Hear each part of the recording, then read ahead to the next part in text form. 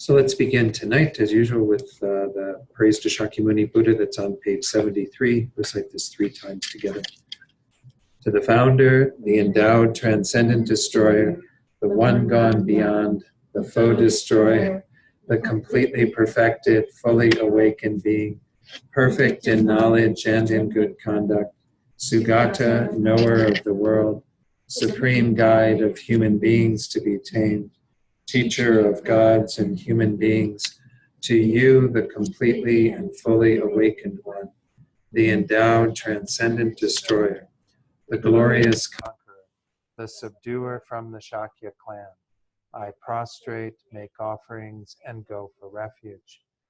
To the founder, the endowed transcendent destroyer, the one gone beyond, the four-destroyer, completely perfected, fully awakened being, perfect in knowledge and in good conduct, Sugata, knower of the world, supreme guide of human beings to be tamed, teacher of gods and human beings, to you, the completely and fully awakened one, the endowed transcendent destroyer, the glorious conqueror, the subduer from the Shakya clan, I prostrate, make offerings, and go for refuge.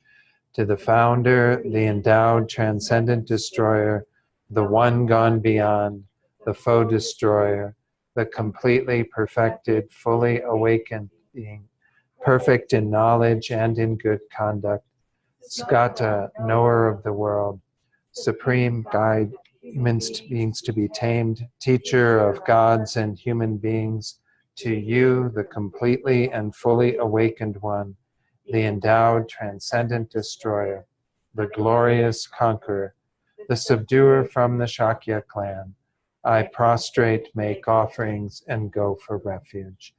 Then go forward to page 97 or 98 in your prayer book, depending on which version you have. We'll do the short mandala offering, and then go on to refuge and bodhicitta before the teaching, once in English, twice in Tibetan. This ground, anointed with perfume, strewn with flowers, adorned with Mount Meru, 4 continents, the sun and the moon. I imagine this as a Buddha field and offer it. May all living beings enjoy this pure land. Idam Guru Ratna Mandalakam Niryatayami.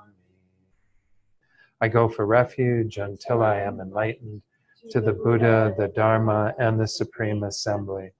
By the merits I create through listening to the Dharma, may I become a Buddha in order to benefit all sentient beings. Sangye chodang soki choknam la jangchu bardu dakni kyabsu chi dagi chunyan gi pe sonam gi jola penchir sangye drupar sho. Sangye chodang soki choknam la Jangchu bardu dakni kyabsu chi daki chunyan gi peso namgi jola penshir sangye druparsho. Okay, let's do a short meditation to focus the mind a bit and then set our motivation. So just do the first few minutes of meditation on the breath. And again, the object of this is simply to stay with the breath in whatever way suits your mind, focusing on the breath in whatever technique you use.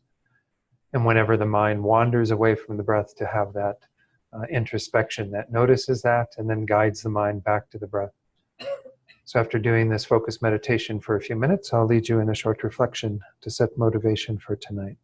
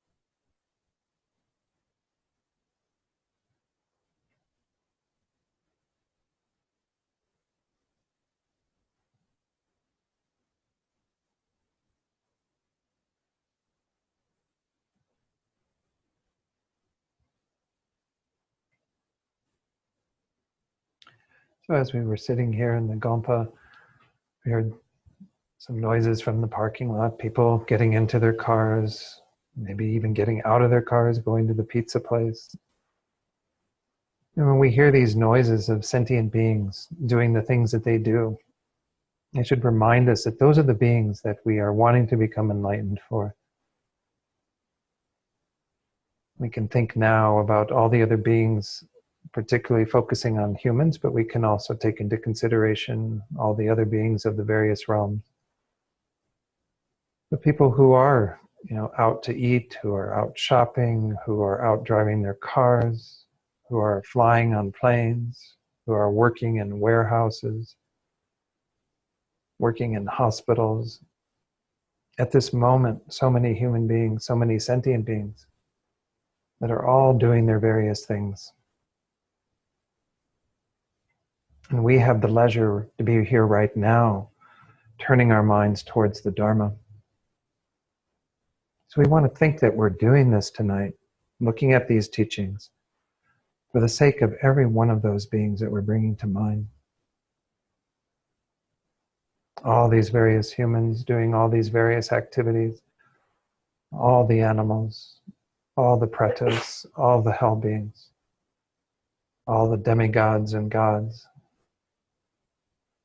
all those in the intermediate state between lives. Every single being, wherever they are at right now, they are the object of this mind of bodhicitta. Since we have the opportunity to be here right now to study the Dharma, we're going to do this for their benefit, developing our own qualities so we can help each and every one of them to do the same. Just try to hold that very vast scope of all these beings in your heart right now.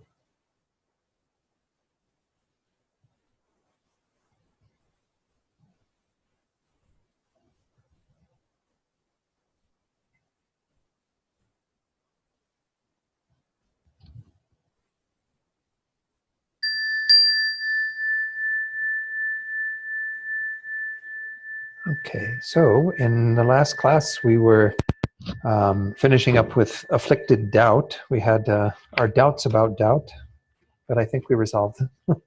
So were there any final questions on doubt? Again, we're talking about an afflicted doubt. It doesent say that in the title of this. We're on page 60 of the text, this Tesom, that this is a double-pointed mind, a mind that cannot make up its mind. It's wavering between two things. Either something does exist or it doesn't exist. Either it is or it isn't. And that indecision is what blocks us on our spiritual progress. And maybe some of us don't have it, to that degree. We probably have the other types of doubts that are maybe moving towards what is correct. But this is a doubt that is in line with what is wrong to some degree, but in line with what is right to an equal degree. So it's kind of like, not being able to make up one's mind on the basis of that. And therefore, one stays in an afflicted mode. One doesn't progress forward in terms of practicing the Dharma, practicing virtue. So again, we did have some questions about it in terms of the way it was described in Geshe Rabtin's text as being the doubt that is tending towards what is incorrect. And that seems to make some sense. But again, if we look at, once more, we would just, the main reason of looking at doubt is to see if we do have any of this indecision that blocks our spiritual progress. So I would say if it's happening at any place, then it does become a problem. If we continue to pursue things, continue to examine the teachings, continue to resolve our doubts, then doubt has played its role. It's helped us to get to a place of conviction rather than a place of indecision. So, any final comments on doubt? Okay, let's go on then to afflicted views. There's not much of an introduction to the afflicted views on page 60. This is the sixth of the 6 root delusions. Let me go ahead and share the screen with those online.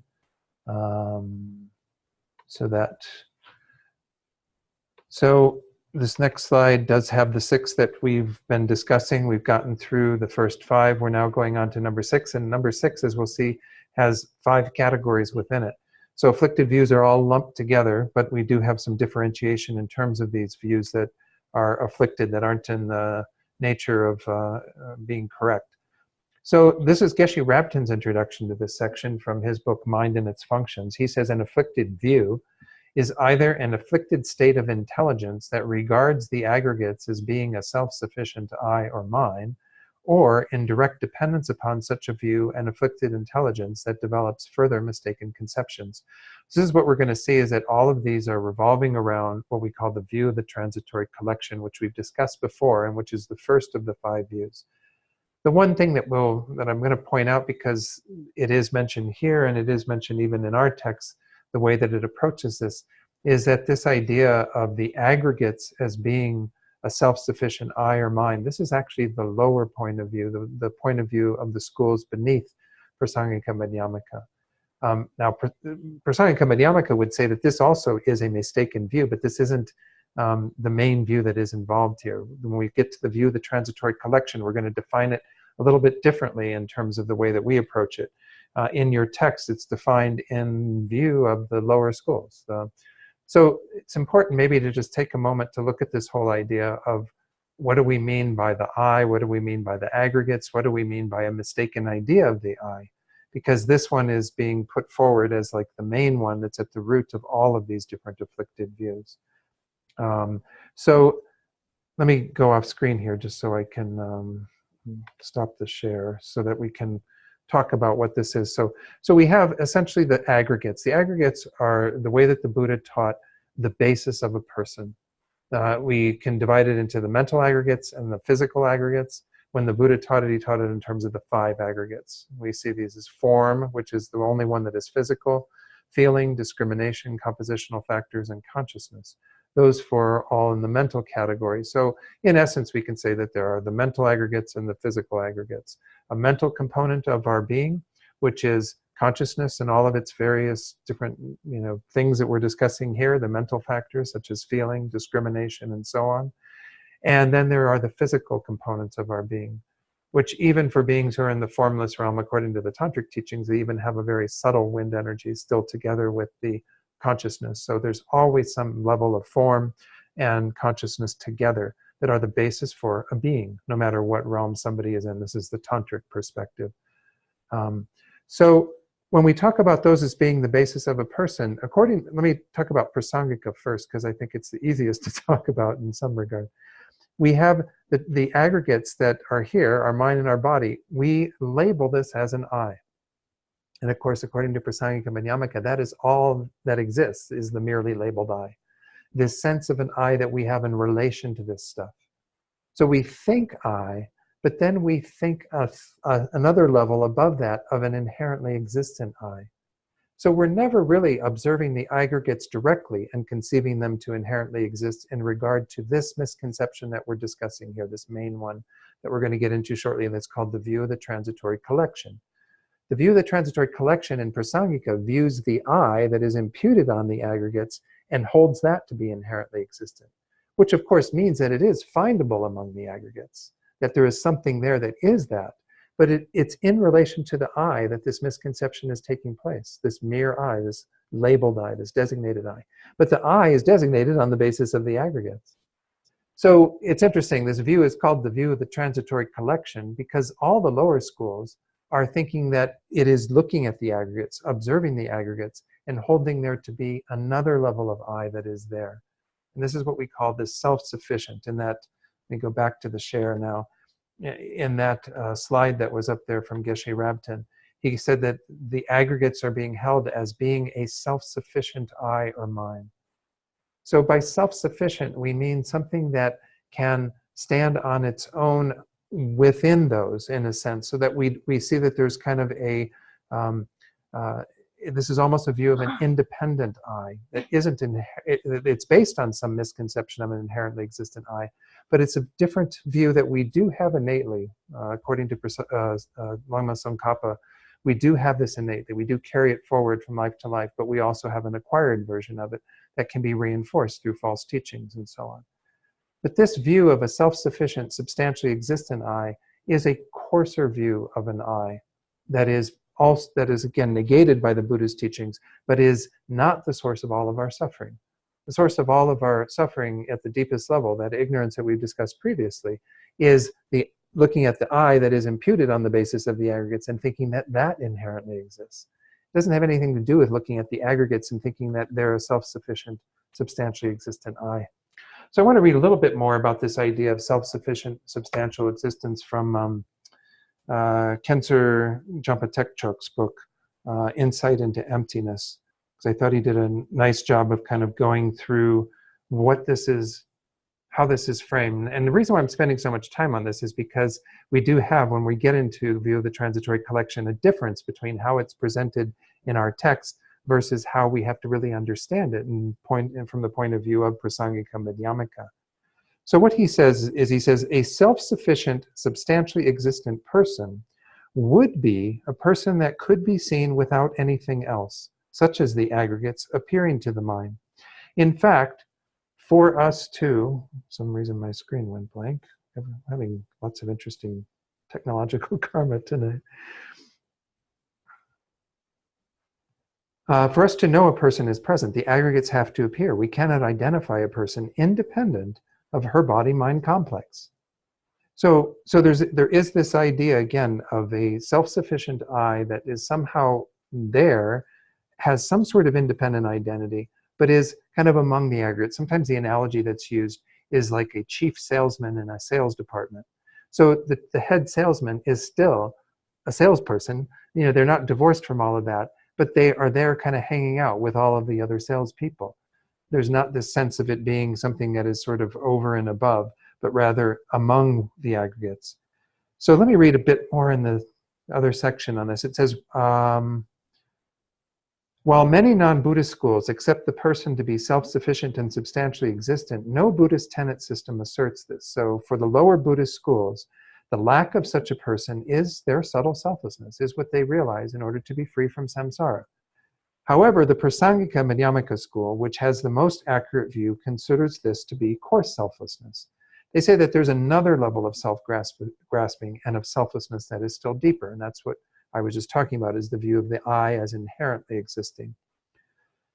All Buddhist schools agree that the person is established depending on its basis of imputation, the aggregate. So there's no debate there.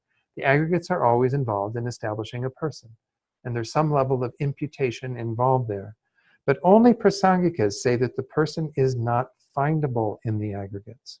Unlike the lower schools, they say that everything exists by imputation, because substantial existence is equivalent to inherent existence. So anytime that you're negating any form of substantial existence according to Prasangika, you're negating inherent existence. But the lower schools don't go that far. The lower schools, when they talk about substantial existence, they mean something else. So let's look at what they mean. So everything, according to them, is either an imputed existent or a substantial existent. These are all the lower schools. In this context, imputed existent means that to identify the person, something else, such as the aggregates, has to appear to our mind.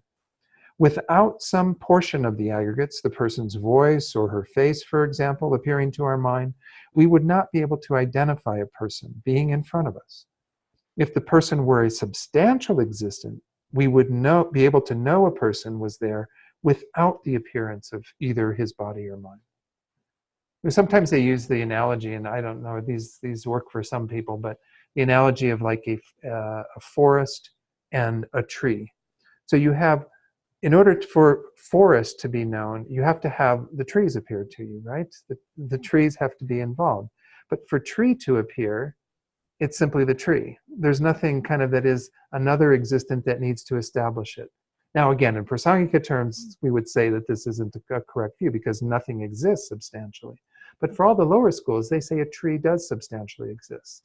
Whereas a forest, the collection of all those trees, is an imputation on the basis of a number of trees, all of which are substantially existent, but the forest itself is not substantially existent. Okay? Same would go for an army and a soldier. You've got an individual soldier, and she or he are substantially existent, whereas the army is an imputation on the basis of a collection of those soldiers. So again, it's a different way of looking at things. You almost have to put on a whole other hat to examine this system, because substantial existent for them means something that is able to be known without the appearance of another object. Whereas army or person or forest all have to require something else to appear. Yeah, Bob. So essentially, you're saying that the lower schools, that the aggregates are substantially constant, but it's just the self that's imputed on them. They would say that the aggregates are the substantial existent, just like the trees, and the person that is imputed is an imputed existent on that basis. But they would still say, in spite of that, that there is something findable that you can locate among the aggregates that will be identifiable as the person. And for most of them, it's the consciousness, because they'll find that some level of consciousness or the continuity of consciousness will be what they identify as being the substantial or the inherently existent person, the person that goes from life to life. So they said here again that this is, if the person were a substantial existent, we would be able to know a person was there without the appearance of either the body or the mind. Okay. So then the idea that this term self-sufficient, which is in the screen, the quote that you have on the screen there, self-sufficient is related to this. He says, if the person were self-sufficient, that is independent of the aggregates, it could not be imputedly existent, because imputed implies dependent upon the aggregates. So you need the aggregates to be there, and then you can impute person on it. So self-sufficient means that it can't be something that is totally independent on its own, because otherwise there's no basis for you to impute that person. If you don't have the aggregates there, then there can't be an imputation of a person. So it says here, if the person isn't imputedly existent, it would have to be substantially existent. That is the meaning of the expression self-sufficient, substantially existent, which is usually what is quoted rather than just self-sufficient. It usually is quoted as the denial or the lack of a self-sufficient, substantially existent person. So the person does not exist for these lower schools in either of those ways. Now again, Prasangika agrees with this. They say, yes, you're correct. The person doesn't exist in that way. But that's not the subtle view of selflessness that Prasangika teaches. And it's not what needs to be realized in order to be liberated from samsara. So Khensur Jampa Tekchok says, that is the meaning of the expression self-sufficient, substantially existent, which we could rephrase self-sufficient and therefore substantially existent. So, because if it was a self-sufficient person, it would have to be substantially existent, just like the aggregates are substantially existent. We may wonder, when negating a person being self-sufficient and substantially existent, do we first negate the person being self-sufficient and then negate the person being substantially existent? No, when the possibility of the person being self-sufficient is negated, the possibility of it being substantially existent is implicitly negated at the same time. If it exists and is not self-sufficient, it must depend on others. If it depends on others, it cannot be substantially existent. So it takes a little while. I'm kind of going through this in a bit of a quicker way, but it takes a little while sometimes to get our heads around what that is and how that is differentiated from the Prasangika point of view. But Prasangika goes on to say that things are merely imputed, meaning that there is no substantial existence at all, and that, again, everything is done on the basis of labels, everything is labeled, and then we are adhering to that label, that identity of an I that we put on the aggregates, as if it existed truly, inherently, intrinsically. The implication of that is that we would then be able to find it among the aggregates. And so we're going to look at this when we get to the view of the transitory collection in a little more detail. But know that the language that is being used in our text and even in Geshe Rabtin's explanation at times is where we are looking at this lower view of what the view of the transitory collection is. Because for them, it is viewing the aggregates, the mind and the body, and holding there to be a self-sufficient person on the basis of that. A self-sufficient and therefore substantially existent person. But on analysis, we can see that there is no person that exists in that way, because the person is that imputation on this basis that is substantially existent, just like the forest is the imputation on the collection of the trees. Now, of course, like I said, Prasangika goes further, and they can't explain why people are able to hold to that sort of middle point of view that doesn't go so far as what Prasangika does in terms of what we're negating. Yeah, Bob. Yeah. So I mean, as I understand it, all Buddhist schools deny the self, so that all Buddhist schools agree that there is no transitory collection. or the, So, but I guess what you're saying is where they differ is how they view the transportation. so Bob is asking, if we could say, yes, all schools would say that there is no self, but again, they define that self in a different way. So they don't go so far as to say inherently existent self, all the schools beneath Prasangika, because to them, that falls into nihilism. That means that things don't exist at all, because if things can't have an inherent identity, then they can't exist at all. And also the other point, though, I think, that as I sort of remember this view of the self-sufficient, substantially independent self, I sort of thought that all these schools regard, some of them view it as a core sense of self. Right. Others view it as just the actual self. But I think they all agree that Correct. That's what in Khensur Jampatek Chucks, I think that was the implication of what he said, where all the schools beneath Prasangika negate this and say it is the root of our suffering. Whereas Prasangika still negates it, but says it's a coarse selflessness. It's not the subtle selflessness that needs to be realized. Whereas Svatantrika Madhyamaka, which is the other middle way school, Chittamantra, Sautrantika, Vaibhashika, all of them say that if you are to be liberated from samsara, you need to realize this selflessness, the lack of that type of self, a self-sufficient and therefore substantially existent person. And that's sufficient. And the Prasangika, they sort of talk about that you sort of move up the scale. You start with understanding that the core self is, Yeah. and then you go to higher levels. So Bob is putting forward, the assertion that from the Prasangika point of view, all these other views are meant as kind of stepping stones, a ladder to get you to that. And ideally, that's the case. I mean, a lot of us came into Tibetan Buddhism initially, and were taught, the lack of an inherently existent self, and it's very hard sometimes to go back to these coarser views, and really see the logic of them. It would make more sense to kind of work your way up.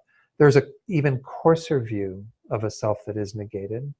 I'll introduce it just for the sake of throwing another thing in the pot, which is a permanent, unitary, independent self. This is essentially the same view that the Buddha, as Prince Siddhartha, grew up around, which was the view of Atman.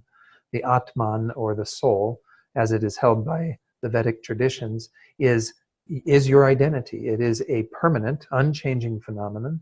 It is unitary, it has no parts, and it is independent. Independent of causes and conditions. We could even say to some degree independent of the body and the mind, the aggregates. It has its own entity that is upheld, that is your identity. And of course, in the Vedic traditions, they say that you unite that with Brahma or Vishnu or whatever, and kind of realize your full self. That's how you achieve moksha, is kind of the getting rid of that division of that Atman from that higher being, and in that way achieve that state of moksha. And the Buddha says there is no such permanent, unitary, independent self. And he's just basing it on the fact that we can find no basis for such an permanent, independent, unitary self. Just like the way that we'd say people in the Christian traditions, I grew up Roman Catholic, they always talked about having a soul, a mortal soul, right? Immortal soul, sorry, not immortal soul, mortal body and an immortal soul. Your immortal soul is like that thing that is eternal, that is sort of your essence. Well, where is it? What's the basis for it? The Buddha says you look at this collection of stuff and all you see is a mind and a body. You don't see a soul. You don't find a soul. Now, again, I can't deny that people who have these experiences in the Vedic traditions or in other traditions where they sense something like that in themselves, that I don't know what they're sensing. But the Buddha simply says that this doesn't exist. We don't find it, something that is independent of all of this. Rather, we have a strong sense of a self, an identity, that is intimately connected with the mind and the body. And that's what we're talking about in this next degree that we just went through, the self-sufficient and therefore substantially existent self. There is that sense that we do have, that there is something here that seems to be kind of existing in that way. Like I said, even Tsongkhapa and the Prasangika Madhyamikas say that we have this innately. But there's a deeper error that we're making, which is that the self, the identity, the idea of the person that we have here has some sort of reality behind it. has something that establishes it in its own way, from its own side. That's what we mean by an inherent self. So it does get finer and finer. Back to Bob's point. In the master's program, the teaching assistant over there, Jampa Gendon, he said that when we look at these continual views, it's sort of like you're wandering out into the middle of a very deep lake. And when you get into the deeper parts of it, you keep holding on to what is your life preserver, in a sense, which is the sense of an inherent I, a real I, that we think if that doesn't exist, we're going to drown. Somehow we're losing everything that's kind of what we want to rely upon. And we have to eventually let that go. Maybe let the self drown and recognize that there is no self that exists in that way. The only way that the self exists, according to Prasangika Madhyamaka, is through mere imputation. Now, there is a basis for that self, a continuity of consciousness that goes from life to life, which of course has grosser elements in any particular lifetime on the basis of that physical form that we take, and of course the physical form that comes along with that. So in this case, we've had this consciousness that came into this life united with the sperm and egg in our mother's womb, and we've developed through this human life, and eventually that human shell will fall off, consciousness will leave, and we'll go on to our next existence. So there is a continuity of this awareness that goes through it, but there's nothing that is a findable person in that whole process. Even its impermanence speaks to the reality of that, though it's not the absolute proof of it. So this is what we're talking about when we get to this deeper view of the transitory collection, is that it's not actually viewing the transitory collection, it's viewing the I that is imputed on the basis of that and holding that I to inherently exist. That's according to Prasangika Madhyamaka. All the other schools would say it's a view of a transitory collection, as is stated here, as being a self-sufficient I or mine. And by mine, again, we're not talking about the objects that one possesses, like my ear. I'm not talking about the ear then, because ear isn't a person. We're talking about the sense of a possessor, the mindness that is behind all of the thinking, my ear and my table and my whatever, all of the various things that we possess. So it is the person as a possessor. It's not the possessions that that person possesses. It is the actual person once more. Because both of these, whether it is a view of an I or a mine, are a view of a self of persons. Yeah, Mary. And that in itself is the transitory collection. Well, transitory collection, so her question is, if that in itself is the transitory collection. Well, I mean, we can say that the I is transitory as well, but the transitory collection is usually a term referring to the aggregates. So that's what's kind of strange about using this term at the highest level of Prasangika Madhyamaka, is that we are talking about not it's a viewing of the transitory collection, though the transitory collection is always involved, again, because we have to have some basis for a person. But it is the finer point that it is viewing the I imputed on the transitory collection and holding the I to inherently exist, not the aggregates to be a self-sufficient, substantially existent person. And this came up from Maitreya Ornament Clear. It's recently, because I think we touched on it in Pride, and I keep on trying to figure out what exactly. Yeah, and one of the levels of pride, this was mentioned too. There's that fourth pride, I think that was the pride of I or whatever, holding I, where we, again, the view of the transitory collection, going back to ignorance even, which was the third of the 6 root afflictions that we looked at, this is a specific subset of ignorance, because we have the same ignorance with regard to all phenomena. And again, that's not all of the ignorance, because we can also talk about ignorance of the law of cause and effect and so on. But when we talk about the ignorance that is not seeing reality correctly, we're doing that in relation to just the body, because we think the body inherently exists.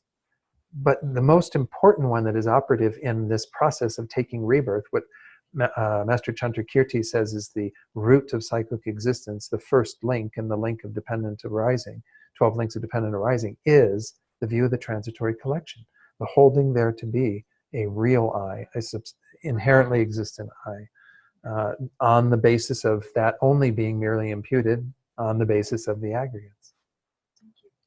So this is an important distinction, again, because it's only for Prasangika that they go to this level to say that we have to talk about imputation in a different way, not in the way that it's being talked about by the lower schools, because they don't go so far as to say mere imputation, meaning nothing more than being designated.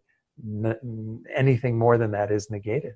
There's nothing more substantial than that. Nothing that's not substantial. There's nothing substantial at all. There's nothing inherent at all. I mean, when Rinpoche uses the term, there's nothing real at all. That's because our view of what is real encompasses that. But I don't think that that means that then we negate all levels of reality. There is still a very subtle version of reality that cannot be negated, which is mere imputation. Everything existing because it's merely imputed. So, any other questions on this? And I realize I'm kind of going through it a little, but we are going to touch on this again when we get to the view of the transitory collection. This is just because we're beginning with this slide that's showing that we're starting with this afflicted view of the view of the transitory collection, the holding to the I here to be self-sufficient in regard to the aggregates as being a self-sufficient I or mine. And in direct dependence upon such a view, an afflicted intelligence that develops further mistaken conceptions. Because as we're going to see, this is operative in all the other four afflicted views. Is that we have this mistaken idea of how the I exists, and on the basis of that, we hold these other distorted views. So let's carry on and go to the next slide. Afflicted views have the function of acting as a basis for all the troubles engendered through the afflictions, as well as all other false and negative outlooks. There are very many kinds of afflicted views, but here we shall deal with the 5 principal and most important ones. So again, these are the 5 that we're going to be looking at. The view of the transitory collection, which I've touched on a little bit here and we've encountered before. View holding to an extreme, or sometimes this is abbreviated to extreme views. Conception of a bad view as supreme. Conception of bad ethics and modes of conduct as supreme. And then what is simply called wrong view, or sometimes in some texts, perverse view. So let's go back to the text for a little while. If there's no questions, you can go to the text. Okay. So it says there on the top of page 61, this first one, Jikta, the view of the transitory collection. Regarding the view of the transitory collection, the Compendium of Knowledge says, what is the view of the transitory collection? It is, now you're going to see this phrase in relation to all 5 of these views, and we're going to get an explanation of it further down the page. It is any endurance, desire, intelligence, conception, or view which holds the 5 appropriated aggregates as a real I and mine. It has the function of acting as a support for all views. So it was kind of interesting. One thing I didn't point up in terms of that slide that we had at the beginning is it talked about it being an afflicted intelligence, right? You know, and we even saw that here. Intelligence is being used in the any endurance, desire, intelligence. That's because, once more, if we go back to that mental factor that could be translated as intelligence, we translated it as wisdom, sherab. Sherab, like Geshe Sherab. We kind of have westernized it a little bit in sherab. It's sherab. Sherab, how would you, is that how you pronounce it, Rachel? Sherab. So wisdom, when we looked at wisdom, which was quite a few pages back, that was one of the 5 object determining mental factors. It was defined as that which strongly differentiates the qualities of things that are to be examined. So we can have afflicted wisdom. And it sounds strange because we tend to use this term wisdom as meaning as some kind of virtuous thing. But your wisdom, your intelligence can be afflicted if you are examining things and discriminating them in an incorrect way. So this is what we're talking about in relation to all of these 5 views, is that they do have that component to them. So let's continue on, and like I said, we'll get to these 5 things that are endurance, desire, intelligence, conception, or view. We'll look at those in a minute. Just as it has been said above, it is an afflicted wisdom that observes the appropriated aggregates and apprehends them to be a real I and mine. So once more, this language is a little strange because we are not in Prasangika examining the aggregates and holding them to be a real I. We are examining the I that is imputed on the aggregates and holding it to be a real I. Yeah, Bob. Yeah, I mean, the other curious terminology here is appropriated aggregates. Yeah. So as soon as you say appropriated, it makes it sort of sound like there is an owner, Yeah. which is the I. And we can say there is a mere I that is the mere owner.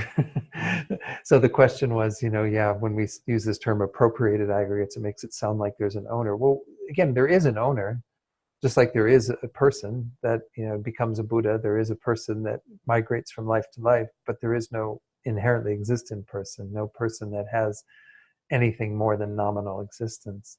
Yeah. So the appropriated in this context is just referring to, meaning it's the aggregates that forms the basis Yeah. for any given individual. So It's appropriated by the. So exactly, what Bob's saying is that this appropriation then is the aggregates that are formed around the consciousness, including, of course, the consciousness itself, but its grosser manifestations in that particular, embodiment, and the body that is appropriated, that is a part of that, which becomes the basis for the person throughout that life, that is the person is imputed on, again, according to Prasangika Madhyamaka. So again, it's not like there is some eternal or supreme owner that is involved in all this. There is simply the process that is undergoing, that whereby we have a person being established, a person that is Bob Albers in regard to from when the conception took place all the way till the end of this life, and then there will be a person for your next life on the basis of what's all transpired there. And there's always a sense of an I that is involved with that. And that's that mere I that is imputed. But then we think there's something more real there.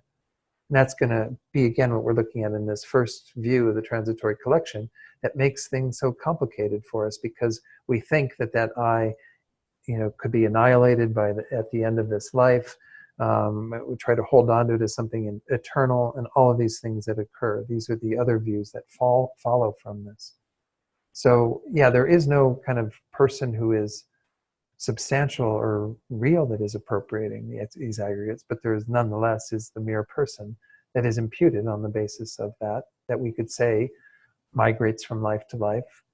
And the Buddha always said that in regard to his recounting his past lives. He's not saying that there's this person who is the Buddha who was reborn as these various beings and lived these various lives. There is simply, he will talk that way in those sutras, but it's not that there's something real that is the person that is behind all of that. But there is a continuity of awareness that goes through all of it. Again, when we get to extreme views, we'll see that this is what Geshe Rabten points out is what kind of allows you to understand that the I isn't annihilated in a sense that we think it is, because there is still the basis for a mere I always continuing on. But that mere I isn't real in the way that we think it is, obviously. That's what we are mistakenly thinking exists to be real. So if we were to reword this, we'll get this in Geshe Rabten's, but essentially it's the idea that it is viewing the I that is imputed on the basis of the aggregates and holding it to be real in the sense of inherently existent. I have the feeling that even what's labeled here, according to what Geshe Rabten was just talking about in the slide I just showed, even there where it says views the 5 appropriated aggregates as a real I or mine, he's meaning a substantially existent self-sufficient I. He's not meaning real in the sense of inherently existent.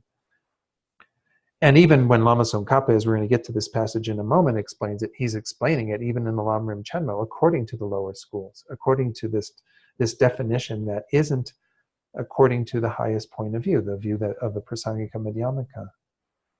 So he says, what is the reason for calling this view the view of the transitory collection? It is just as it has been said in the great exposition of the stages of the path. That quote on page 61 then says, and this is again coming from the middle scope section of the Lamrim, regarding this, since the transitory is impermanent and a collection is manifold, the basis which it views is simply phenomena that are impermanent and manifold. However, one designates the name view of the transitory collection in order to indicate that a permanent and unitary person does not exist. So it's kind of interesting that there's this other point that's being made here. It's first taking it just very literally and saying it's a view of the transitory collection for those lower schools because it is looking at something that is impermanent, changing, and the aggregates are changing, our form changes, the consciousness changes, and that it is a collection. It's manifold. It's got more than one thing involved in it. It's not a unitary thing at all.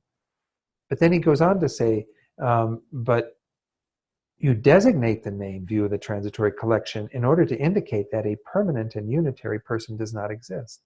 Because what is there as the basis for a person is transitory, impermanent. You cannot have a permanent person existing. A permanent person couldn't exist when you have the basis for the person being impermanent. This is one of the reasons why we can also negate any sense of a permanent unitary self according to the Vedic traditions or what have you, because to establish something as permanent when it's related to a basis that is impermanent makes no sense. Prasangika, all the schools in Buddhism hold that person is an impermanent phenomenon too. The person is a changing phenomenon. It changes moment by moment. So person is still in the collection of impermanent phenomena. This particular designation, as he said, indicates that you cannot have a permanent and unitary person existing on a basis that is impermanent, changing moment by moment. Makes sense, right? Yeah.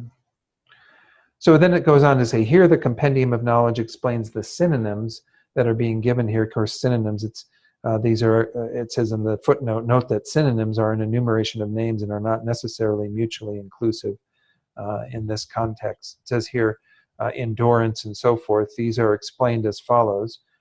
First, since it does not fear the erroneous meaning or the mistakenness of the way that the I or mine is existing, it is called an endurance, meaning that it kind of endures with that. It doesn't have any fear of it, any questioning of it. It's totally content continuing to hold that.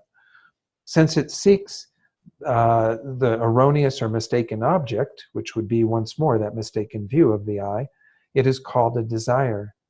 Since it thoroughly discriminates that object, it is called an intelligence. Once more, that's referring back to the same idea of it being a wisdom. It is an afflicted wisdom, but it nonetheless differentiates or discriminates the qualities of things, albeit incorrectly.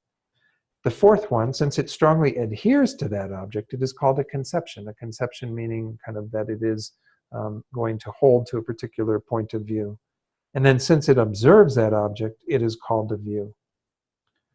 So again, I don't know what to say about all of those, but they are going to be repeated in all 5 of these views.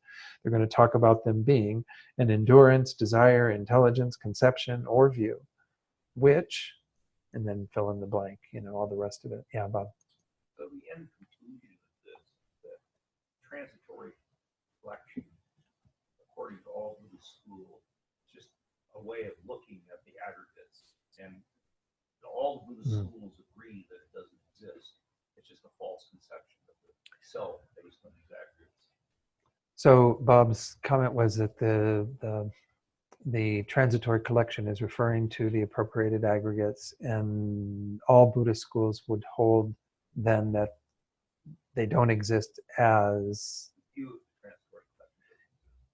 well. The view of the transitory collection exists, but the what it is, because the view is the affliction that we have in our minds. The object of that view, which is the mistaken sense of a self, in the lower schools, that being a self-sufficient and therefore substantially existent self, that's how the aggregates are being viewed. In the case of Prasangika, the I that is imputed on the aggregates is mistakenly being held to inherently exist. Yeah, but what I meant by that, you say the view of the transitory collection, that view is that there is this I, and that I doesn't really exist. Well, but no, in this context where we say view of the transitory collection as an affliction, we are talking about it being a mental factor. It's not the object of that mental factor. We have to differentiate between the mental factor, the consciousness, and what it is knowing. So that's why, again, it's called a view of the transitory collection, or a view of an inherently existent I on the basis of the I that is designated to that. So there is an object of that view, but that view itself does exist. The object of the view doesn't exist to differentiate it. Well, Is everyone getting kind of I that think fine what you're point? saying is Yeah, there does exist a delusion, exactly. but the delusion is falsely thinking something exists Right, that right. sometimes they delineate these two because we can say that there are two different objects of negation, objects of negation which exist and objects of negation which don't exist. The objects of negation that exist are the ignorance and the false views in our mind that are keeping us bound in samsara and in patterns of suffering because we are adhering to things to erroneously exist. The objects of negation that don't exist are what those are adhering to. You know? So if we use the example of a child that believed that there was a boogeyman in the bedroom at night, the child's view of the boogeyman existing in the bedroom is totally existent. That's what's keeping the child awake at night and having them, have bad dreams, nightmares, and be terrified all night. But the boogeyman that is the object of that the child is so convinced exists in the room doesn't exist. Okay. So what you're saying is Yeah. that when we hold the thought in our mind, that thought exists. Maybe Yeah, it's wrong absolutely. thought, Right. But the Right. thought itself exists. Absolutely. Yeah, we can call a lot of the thoughts that we have wrong thoughts. That's that progress of kind of moving away from our wrong views, our wrong ways of looking thing that we talked about last week through the process of doubt, eventually, correct assumption and so on. And basically, that's the thing here. We do have this thought that there is this view of the transitory collection of thought in our mind. Mm-hmm. But it's just that what that thought is about, namely Right, that right. there is inside. Correct.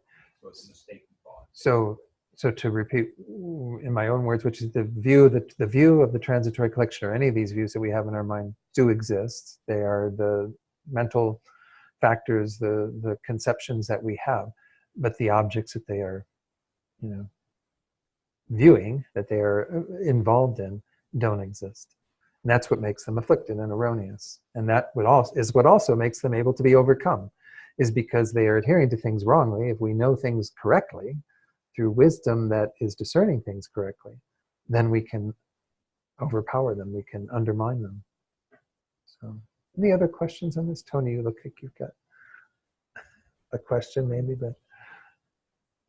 I haven't been to class, I'm not exactly sure where my questions are. There are some concern. Uh-huh. Concerns being, if I understood correctly, there is a notion that the thought exists.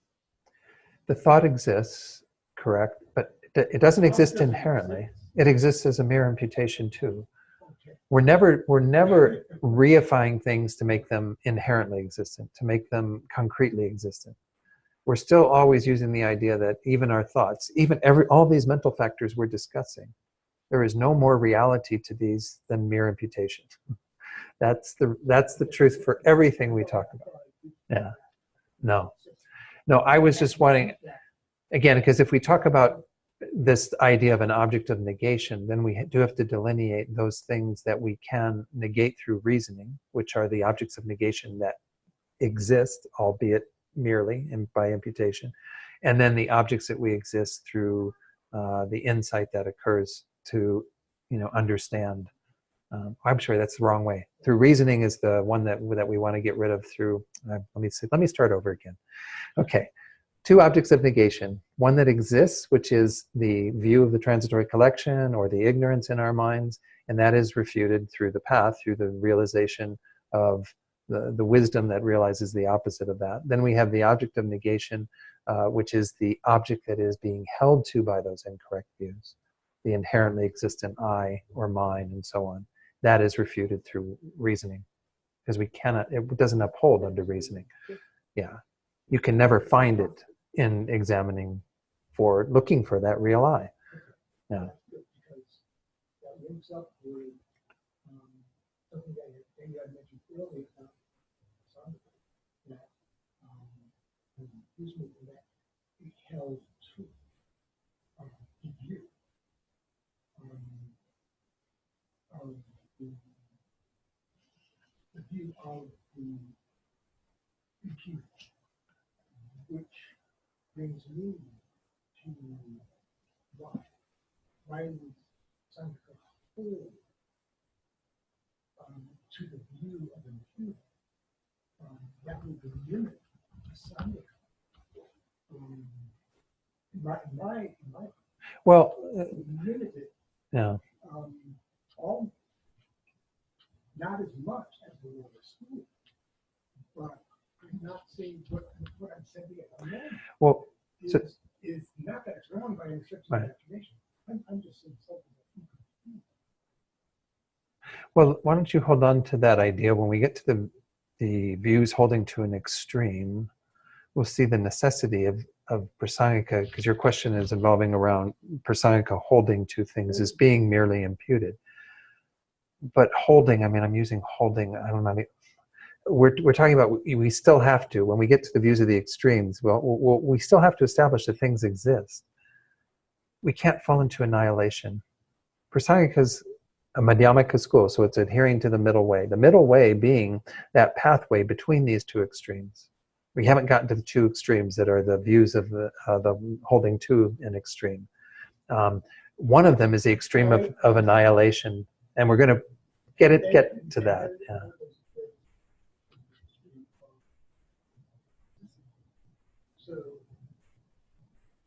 But the extreme of existence is inherent existence. It's not just mere existence. understood, but holding on to that view. Well, by holding, is yeah. the extreme of the existence. But And that's not the middle way, in my view. well, but you have to define what you mean by holding. I was just merely meaning asserting. I don't mean that you're holding onto anything to have any fabricated sense of existence. Mere imputation doesn't allow you to hold on to anything. It's nominal existence. There is nothing.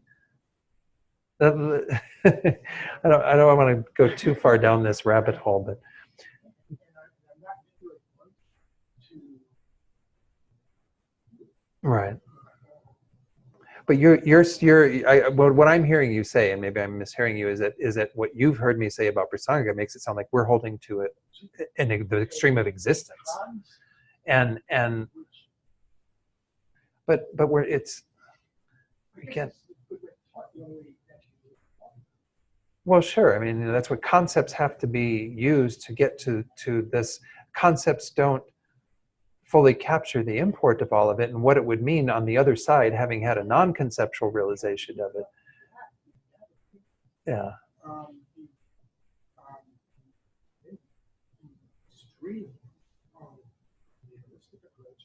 Yeah.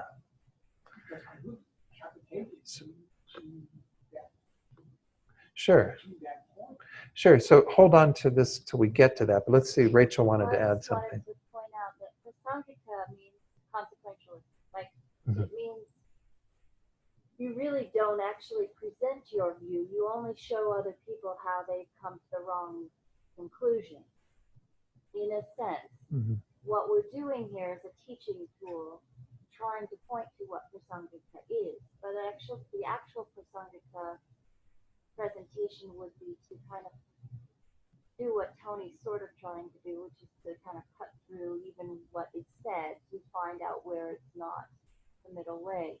Right. And so it's a bit of a trick because what you're trying to do is present something, but as prasangika author would actually not present his own view. He would only. Yeah, but I don't think that's absolutely correct because it does. It's a bit of a controversial point, and many of the great prasangika scholars have said, that they don't go to the extreme of not presenting a view at all. Of course, there's a view. It's an implicit view. That's why, again, we can talk about it and we can say what the final view of prasangika is. And that's perfectly valid within the context, because otherwise, if we go to the extreme of saying there's no view, well, then once more, I think you risk going to the nihilistic view. No, I wasn't saying there's no view. I was just saying that there was no way. Sorry. Yeah. There's no way to, because it's such a subtle view, that it's very difficult to present it along the way without without presenting it in some way that might be Encourages. interpreted that way. Well, And sure. so that Yeah. the way through that is to kind of keep going with this. And I guess I didn't understand, on some of the controversy, but really it's pointing towards, Yeah. it's not saying this is the view before it's too early to say this is the view. It's kind of moving us in Yeah. that direction. I agree with you that that's kind of the way consequentialists started and where it came from. I don't know that Lama Tsongkhapa does the same thing in the way he explains it, though. He's very articulate about a view. So I don't know. I mean, My recollection, Chakravarti, yeah, Tsongkhapa, all these people say that what you just expressed is wrong, and that's basically a way that's used to act with Tsongkhapa saying that it doesn't Yeah. prove anything. And basically, I think they would say that in the Prasangika, of course, that views, but of course they're not inherent. They do confuse. And I think with regard to Tony, I think, what you were really, you say, holding, that it, that's implied, that the holding the thing, it's just the same thing as labeling. When you label, just labeling something sort of, yeah. Well- So to use the word labeling, yeah. that doesn't imply that there's anything inherently existing. So again, I'm not an expert on all this either. I think that, again, there are a lot of different debates out there and things that are worth investigating outside of the classroom here as well. But to understand that there is a particular point of view that Prasangika is putting forward that is something that one can achieve through the consequence system and that way of working with debate. Debates are where you're, challenging what the other person is saying, and a consequence is the ramifications of a particular statement that someone is making, a point of view that they are holding. But it's to help them to arrive at the place of the view that there are no inherently existent phenomena whatsoever, which can be established as a view. I think my memory is that, the thing about this Tantrika is that the Tantrika holds views inherently. Mm-hmm. And so the Prasangika Autonomously, says yeah. that you can't present, syllogism, inherently existent syllogism, which is what Tantrika tries to do. Yeah. But a syllogism by itself is fine. Right. So in the Yeah.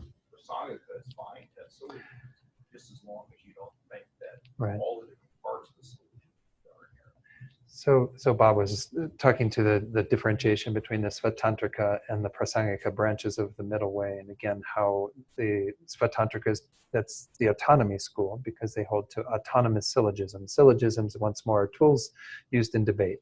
A way of asserting something on as a thesis, the subject, the predicate, and then giving a reason for it. So you would say, making a particular assertion, and their assertion is that once you make that assertion, that you have to have an agreement among all the people that are debating as to the inherent existence of the terms and elements of the syllogism and so on, and that is why they would hold to that. And they say once you kind of pull that away, well then you don't have the same grounds that even a debate could take place on. But Prasangika says no, there's a fallacy in that, in holding there to be autonomous syllogisms. It's a complicated, we're getting into like, ocean deep stuff versus. Oh, this is good. This is good. It is really important to study at that level and to really get these texts. And again, I wish my study was better than what it was when I was in the master's program. But there's a lot of fine points when you get into a lot of these different things. But I think it would be an error based on my own study, based on what I've seen Tsongkhapa assert, who I hold to be the one who most clearly delineated the way that these great masters of the Madhyamaka tradition were expounding upon emptiness, to say that there is no view that is being purported by Prasangika, because there is. That view can be attained by consequential methods, by examining them in that way. but they can also be attained in other ways too. I don't think it requires that. Anyway, that's my own 2 cents for what it's worth. Any other final comments on this idea? We are going to get into this more and more as we go through this whole section on these views, because especially the next one on the extreme views, because this is where we have to get, well, what is it that Prasangika is the middle way between? How is it really establishing this view, again, that things don't inherently exist and yet nonetheless do exist? Because we can't fall into, again, the extreme of nihilistic views. So again, we went through these elements of the definition. The last little paragraph right after that says, the view of the transitory collection has the function of acting as a support for all bad views. Thus, Guhyadatta's expression of realization of the 7 maidens, I won't read this Sanskrit title, says, when will we eradicate the view of the transitory collection, the mother of all views? And it's not a very gender-friendly term, but and no longer desire the enjoyments of cyclic existence. I guess we make up for it when we use the perfection of wisdom as the mother of all the Buddhas. So there's a mother on both sides. So this is just articulating this idea that this is the source. If we didn't have this view of the transitory collection, this existent, or this holding to an inherently existent I in the case of Prasangika, or again, the lower school is saying this self-sufficient, substantially existent I, we wouldn't be in this difficulty that we are in. Now, this is an interesting part. This is also gonna, well, let's break away here, and before we continue on the slide, on the text, let's go to the slides and look at what Geshe Rabten says. The view of the transitory composite is the choice of words that Stephen Batchelor had, is an afflicted intelligence that, when referring to the aggregates, hope I put a hyphen in there, aggregates of body and mind, conceives of them to be either a self-sufficient I or mine. And the footnote is on the next slide. There is a footnote in the text. It acts as a basis for everything that is unwholesome. So let's look at the footnote. The footnote is, and Stephen Batchelor put this in, this is the definition of the view of the transitory composite accepted by all the Buddhist schools except the Prasangikas. For them, this view is defined as a disturbing intelligence that, referring to the I and mine, conceives of them to inherently exist. So it's not referring to the aggregates and thinking that there's a self-sufficient I on that basis.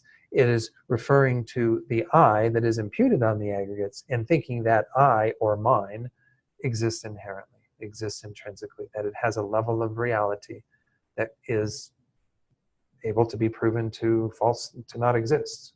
You know, that level of reality is a fiction. The lower tenets take the referent object of this afflicted view as being the 5 aggregates. According to them, this is from Venerable George, actually. I'd forgot, we've gone from Geshe Rabten's to Venerable George's oral commentary. He says, according to them, these lower schools, you are actually observing the 5 aggregates and conceiving them to be a self-supported or self-sufficient, substantially existent person. This is all what I've explained prior, right? According to the Prasangika, that's not the case. Subtly, what's happening is that you are observing the conventionally existent person, observing your own I, what we call the mere I. By mere I, we mean it has nothing more than being labeled, nothing more than mere designation. Observing the sense of a self which conventionally exists, but conceiving that self to be truly existent, or inherently existent, or substantially existent, all the other terms that we equate for Prasangika to mean having a reality of existing from its own side, existing by way of its own characteristics. So the Prasangikas would say that it does not view the 5 appropriated aggregates. It views the conventional I or mine imputed on the 5 appropriated aggregates as a real or truly existent I and mine. So this is just once more to delineate the difference between the way the lower tenets would posit this view of the transitory collection and the way Prasangika would. Yeah, Bob.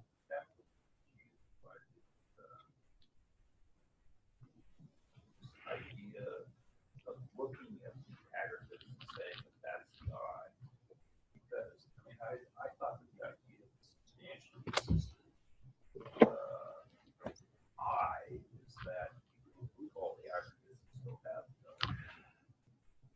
So Bob's question is this idea of what we are refuting here or this statement that was being made, viewing the aggregates as a self-sufficient, substantially existent. Let me go back to the slide. I think it was the previous slide that had that on it, right? No. The lower tenets take the referent object of this afflictive view as being the 5 aggregates. According to them, you're observing those and conceiving them to be a self-supported, substantially existent person. So you were saying that in your thinking, meaning that if you were to remove all the aggregates, there would be this remaining self-sufficient, substantially existent I.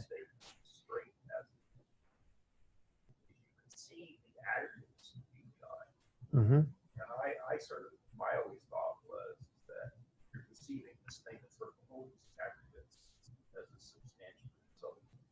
No, I think because how could the aggregates, that this collection of 5 things, how could that be very I?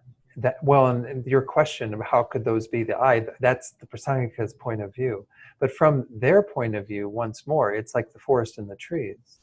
They are saying that if you observe the trees as a real forest, then that's false, because there's nothing substantial about the forest. What is substantial are the trees. So their way of the I existing is still that it is there as an imputed existent, but it doesn't exist substantially as those trees. So it's the same. If we go back to that analogy, I think it's much clearer, because when we're observing the appropriated aggregates for the lower schools, they are observing the form, feeling, discrimination, and so on, all of those, and holding them to be a self-sufficient, substantially existent I. But the I doesn't exist in a self-sufficient, substantially existent way. It's an imputed existent on that basis. Just like if you look at the trees and think that there is a forest on that basis of all those trees. No, the forest is an imputation that we put on all of those trees. So are you saying that the lower school, this I is an imputation? It is an imputation, but not mere imputation. Because once more, if they're pressed to say, where in the 5 aggregates is the real I? Is it findable in the 5 aggregates? Prasangika would say absolutely not. That's what makes it lacking inherent existence. But all of them would say, yes, you can find something that is the I, the real I at that level. Because to them, if you negate that, you fall into the nihilistic point of view. So they are saying that you can find something that is the true referent of that I that is imputed, but it's not merely imputed in the way Prasangika holds, because otherwise there wouldn't be a true referent of it. There would only be something that it is referring to, something that is the basis of designation. So in the lower school, the I that you have established, is it dependent or independent of the aggregates? It is dependent on the aggregates. It's an imputation. An imputation has to depend upon something else to be imputed. So how could it be substantially? That's the point. It doesn't exist substantially existent. But I mean, but why would the lower schools say that? They would see this obviously also, because the lower schools would see that as an imputation. But I don't think that you see it that easily, because we even hold that view innately. We all have that view. The view of the transitory collection that the lower schools have, Tsongkhapa says we all have innately. We carry it from life to life. It is an operative form of ignorance, but it is not the view of the transitory collection as Prasangika sees it. That's the deeper error of holding the I that is imputed on the aggregates to be real in the sense of inherently existing from its own side. It gets tricky. I mean, because we're again talking about 2 different points of view that are trying to be established, but from the vantage point of the upper point of view, the lower one doesn't make any sense. If you say that the I is the aggregates, Mm-hmm. one of the aggregates, collection of the aggregates, how is it related to those aggregates? But again, in that process of doing that examination is what Prasangika would hold, because let me go through the rest of the slides, because there is one slide that I hope we have time. It's about 8:11. Let me try to get to that slide from Jeffrey Hopkins where he talks about this a little bit. He says here, let's go forward from Venerable George. I've got a few slides between this. This mistaken view is so called because it has as its object the transitory collection of body, feelings, discernments, formative elements, and primary consciousnesses, the 5 aggregates with different language there. In the confusion of ignorance, it then misconceives the self-existent person to exist independently of these elements. See there it says. But this is where I don't trust that what Geshe-Rabtin's always talking about is the lower school. Because sometimes he goes back and forth. He says, alternatively, it considers them to be either the substance of a self-existent person or the objects belonging to such a self-existent person. It is regarded as a form of intelligence, but because it is a distorted discrimination, it has a fundamentally disturbing and unwholesome character. I mean, I just have issues with how this whole section in Geshe-Rabtin was edited and put together, because he uses terms like self-existent and real, and we have to delineate 2 different misconceptions. The misconception of the aggregates as being a self-sufficient, substantially existent person, and the misconception of the I that is imputed on the basis of the aggregates to be inherently existent. Anyway, it is due to this false conception that all ordinary beings are endowed with the sense of a self-sufficient, independent I. See, because now he uses the term self-sufficient. So, I don't know. It is thus present in all forms of conditioned existence. In animals, it is merely an instinctive sense of identity, whereas in humans, it is frequently cultivated and justified intellectually. To obtain liberation from samsara, this is the key mental factor to be recognized and overcome. Such a process, though, is not easy. It requires much analysis into the nature of the way in which we distortedly conceive ourselves to exist. Oh, these go on for a while. Let me jump ahead to Jeffrey Hopkins. I'm sorry, I'll come back to that one. What was that, 156? Okay. Oh, this is about the 20, though.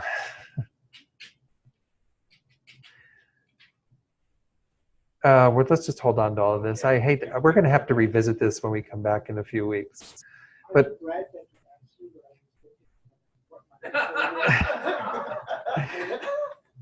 we'll stop here with it. We'll come back to. But essentially, what he says is that if we look at the mode of analysis of Prasangika, which is essentially saying that their error that they believe is going on is that they see a merely imputed I, merely designated I, and they think that it is real, existing from its own side. The mode of analysis means that then, if it is real from its own side, then we have to find a true referent of it, meaning something that is equal to it, that allows it to set itself up, that gives it self-identity, that establishes it as existing. That is our misconception, is we think that it has that. So the referent to that is the basis of designation, which are the aggregates. So we are going to do a similar analysis to look at, well, if this exists in a real way, this mere I, this person that is imputed, then it has to have something in the basis underneath it that establishes it, that is identical to it, that allows it to be self-existent. And we don't ever find that. Now, the lower schools would do a similar thing of acknowledging that we have an ability to hold potentially any one of these potential aggregates or whatever as the self-sufficient I.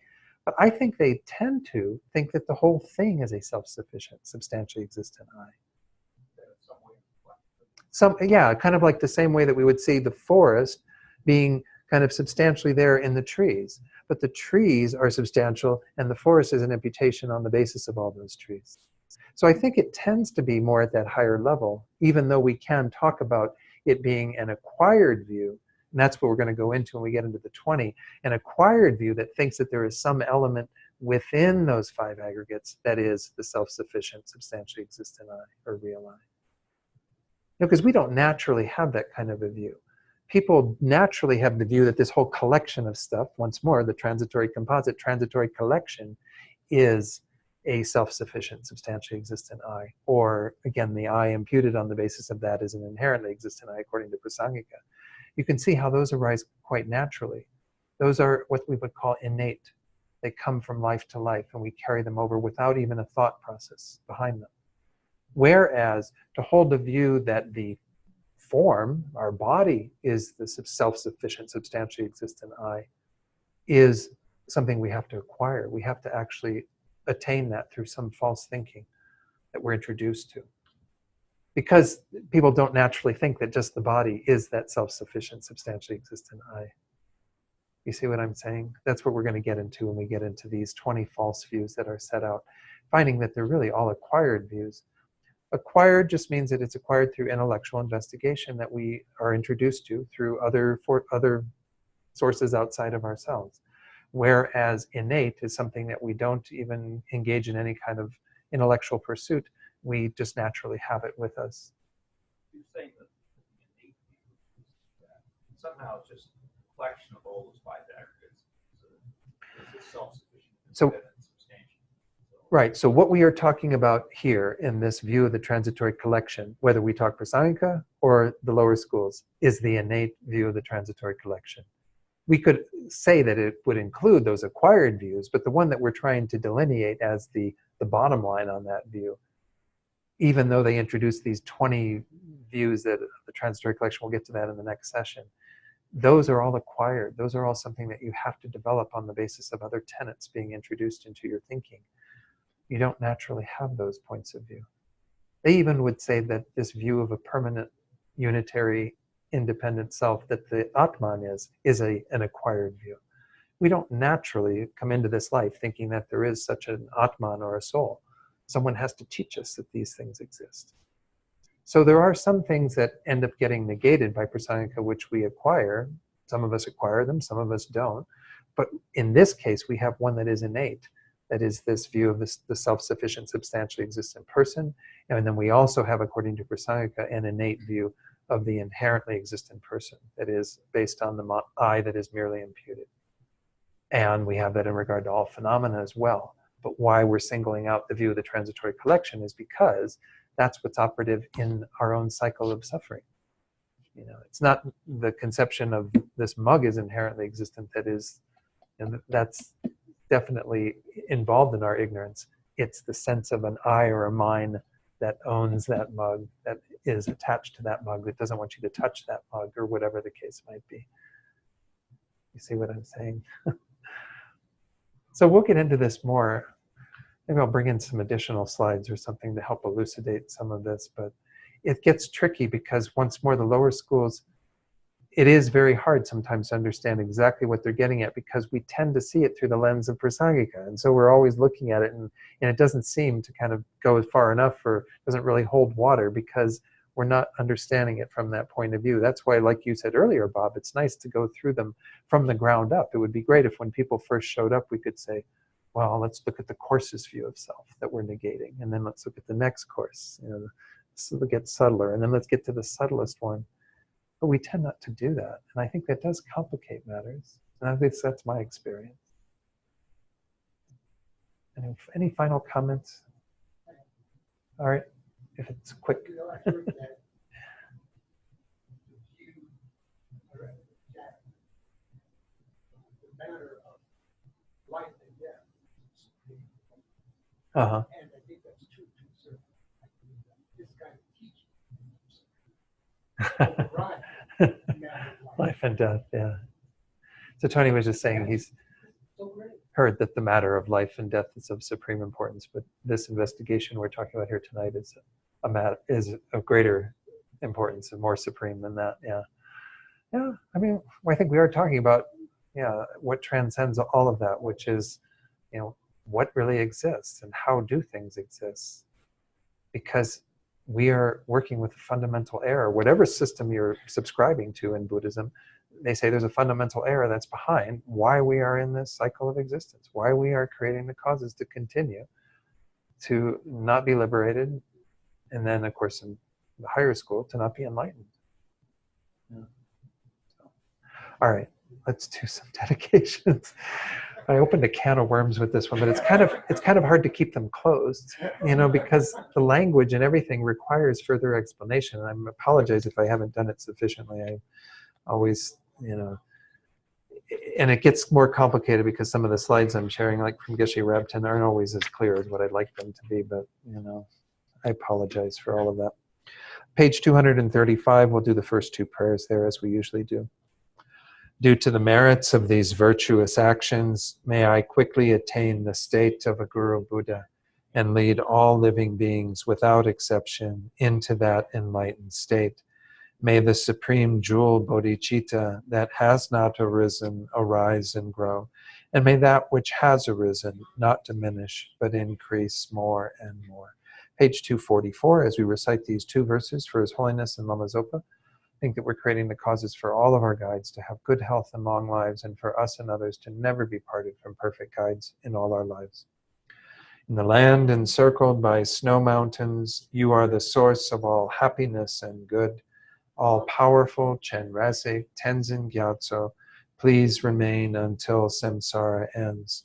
You who uphold the subduer's moral way, who serve as the bountiful bearer of all, sustaining, preserving, and spreading Manjunath's victorious doctrine, who masterfully accomplish magnificent prayers honoring the three jewels, Savior of myself and others, your disciples, please, please live long.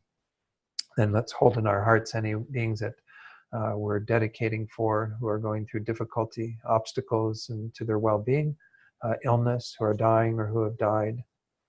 And by holding them in our heart, we think very strongly that we're dedicating for their welfare, for them to be free from that suffering, and especially for them to find all the causes that will lead them to perfect happiness. And may all beings find true peace and happiness through our efforts here tonight. Okay, so maybe just as, you've got a couple of weeks, many of you have resources that you can also examine on this topic. It's useful to go back to those texts in the Lamrim Chenmo. Lama Tsongkhapa goes into great detail on a lot of these points of view and everything. So by all means, look at that. Khensur Jampa Tekchok's book, Insight into Emptiness, is really, really useful, because he does go through all the different views of self that are negated, and to really understand them via that. But Appearance and Reality is a good one by Guy Newland, and lots of books out there. So, maybe make that a little assignment for you over the holidays, and then when we get back, we'll plow through. So, next class, I believe, is January 10th. No, 9th. Because the 2nd is Wednesday. So we won't be meeting the 2nd. We're off the next 2 Wednesdays, and then we'll meet again on the 9th. Okay. All right. Thank you. Happy holidays.